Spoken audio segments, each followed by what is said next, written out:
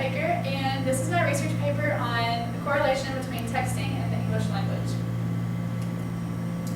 Extensive research has proven that, contrary to popular belief, there is no correlation between texting and poor grammar, spelling, or syntax. Popular belief. The popular belief of today's time is that texting is corrupting the minds of students. This is largely due to the appearance of textisms, or text language, in academic writing. Teachers, parents, and language experts are provoked by this, and an article in 2008 came out in USA Today which stated that 25% of high school seniors are proficient writers. And this is largely attributed to texting. Steve Vosloo of the Shuttleworth Foundation suggests that there are three main groups that are concerned about this issue, which are parents, teachers, and language experts. And to emphasize the significance of this issue on the present day, Mary Cullington of the University of Maryland is quoted as saying, "It is taking over our lives."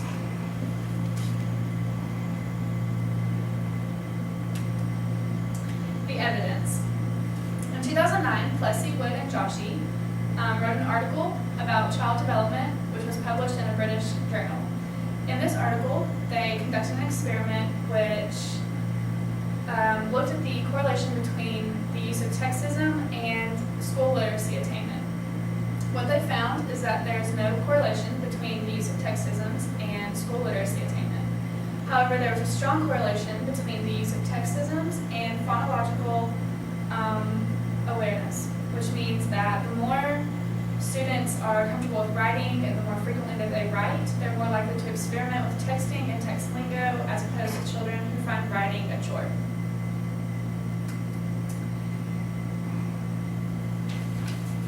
America is not the only country that deals with this issue. There are other countries around the world which also have tapped into the texting issue. David Crystal states that researchers all over the world have begun compiling text and instant messages in order to further their research on this topic.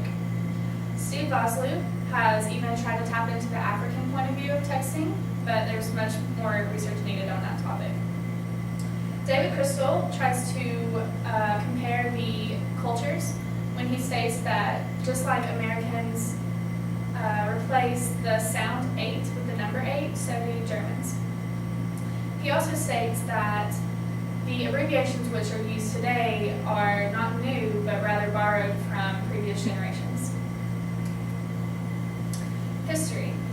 The evolution of texting can be traced back throughout history for as long as one can remember. Literature is the most significant form of history that attributes to text messaging. There are three main authors which are significant to this, and that's Shakespeare, Chaucer, and Cummings. Shorthand was used in the beginning in order for authors to get their ideas down on paper before they were forgotten, if they had lengthy ideas or something like that. Shakespeare actually coined many of the terms and sayings and idioms which are used in everyday conversation today. Chaucer, who wrote in the 14th century, wrote in vernacular English as opposed to French or Latin, which was standard for that time.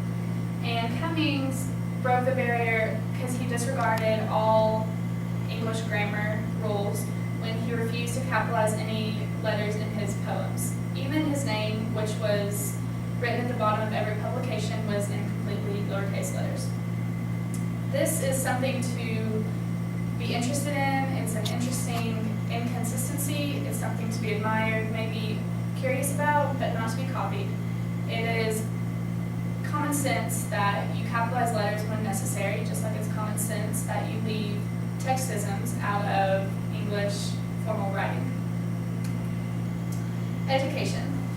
This is one of the main points, not only in the English discourse, but also in education, that parents, teachers, and some even students are frowning upon the use of text in the classroom.